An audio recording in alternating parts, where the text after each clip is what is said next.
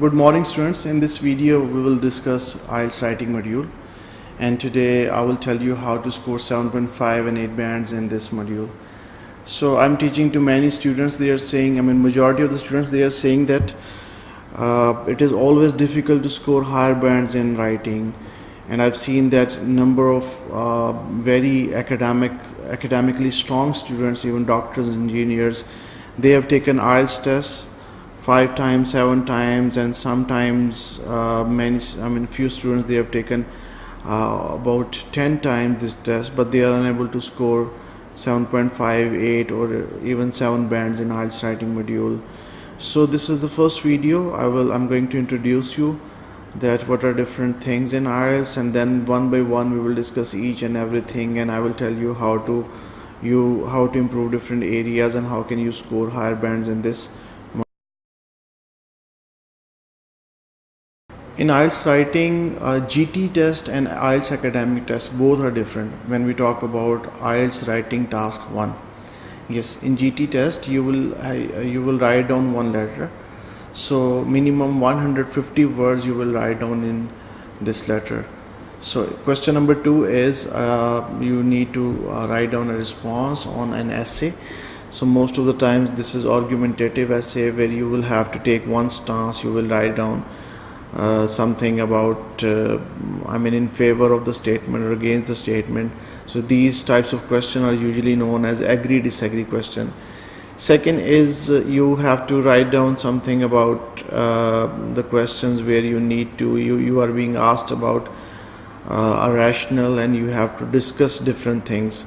So most of the times we write 4 paragraphs in IELTS writing task 2, and the time which is given, the total time of this task, both of the tasks is 1 hour. You will write down 20 minutes. Okay, task 1 in 20 minutes and task 2 in 40 minutes. So I advise you that in the examination center, try to attempt first IELTS task 2, because most of the students, when they run short of time, so they become panic. And in this case, because I want to quote here one thing, that the weightage of task 2 is higher. This is about 67%, and the weightage of task 1 is lower. So we can say that 2 times task 2 and 1 time task 1 means that task 2, for example, you are getting 7 or 8 bands in task 2, so they will give you 67% weightage of your score.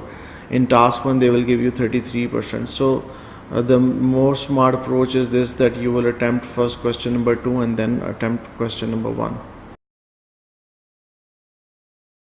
You need to remember one thing, that for example, in order to convince an examiner that he will give you higher bands in writing, so you need to show something. For example, let's talk about grammar structures. So in grammar structure you need to write down some complex sentences. If you will write down some short sentences, simple sentences, so they will not give you higher bands. So you need to show them that you have ability to write down simple, compound and complex sentences. And second, the diversity in the grammar. For example, sometimes your sentences will start from if and although, yet you are using, and sometimes you are using compound complex sentences. So this is how, try to show them that you are able to write down, you can use a different range of grammar. So this is first thing. Second thing is vocabulary. So one mistake which most of the students those who are preparing IELTS, they commit, what they will do, they will just try to write down difficult words, learn difficult words from different books in isolation. Irrespective of their context, they are using those words. So what kind of mistakes they are doing? So I just want to say you that these kind of mistakes are called collocational mistakes. The mistake when you are writing out of context, so such mistakes is known as collocational mistakes. And for example, you want to score 8.5 bands or 8 bands. Honestly speaking, you need to be very careful in using vocabulary. Yes, they are asking some uncommon words and they are demanding that you will use some phrasal verbs and one or two idiomatic expressions while you are writing IELTS question number 2. But on the same page, they are saying that you should use these words appropriately. So this is the second type of mistakes which students, they are not considering while they are writing. Apparently, their questions are when they will write down any answers, so it seems that the answers are very comprehensive and they're using very high sounded words. But if you will go deep inside the question and see their responses, then you will learn that they are not writing appropriately, they are doing mistakes. For example, there is a word execution and there is another word assassination. So both are the synonym, execution of somebody and assassination of somebody, but their meaning is same, but the context is different. For example, assassination is a word you use when you will politically murder someone, and execution is a cold-blooded murder of somebody, or somebody will be killed. So you need to remember one thing. Once again, I'm telling you that the context is very important in vocabulary section. Yes, third thing which majority students they do wrong, that is formation of passages, especially when they are writing passage number 2, passage number 3. So they don't have any idea how to attempt these questions.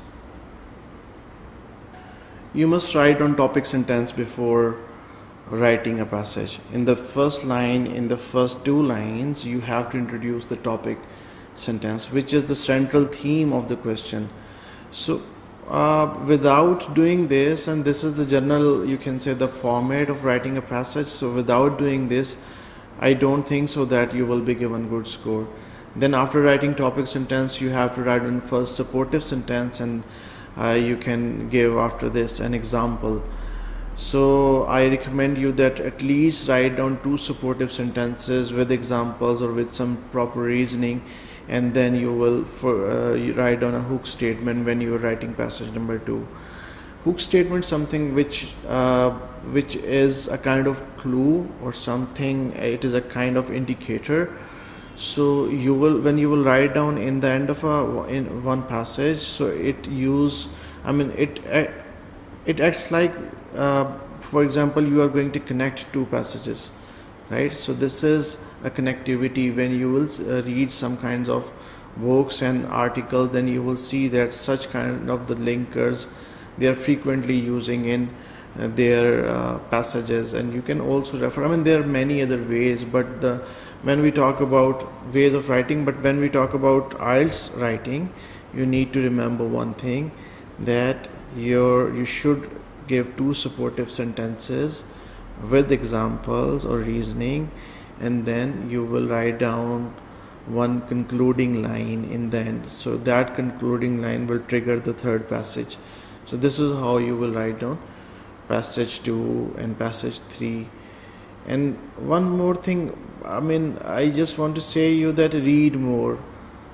Though you have some understanding of writing, but many students, 9 out of 10 students, they are writing short sentences.